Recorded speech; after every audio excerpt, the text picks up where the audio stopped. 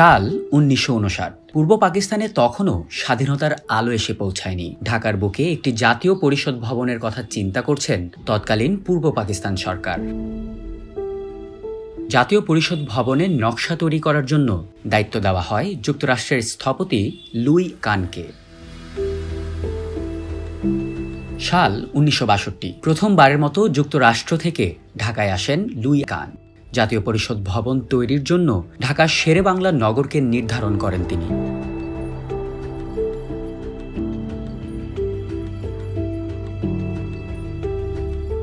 মূল ভবনটি অক্টাগোনাল বৈশিষ্ট্যের নকশা তৈরি করেন লুই কান।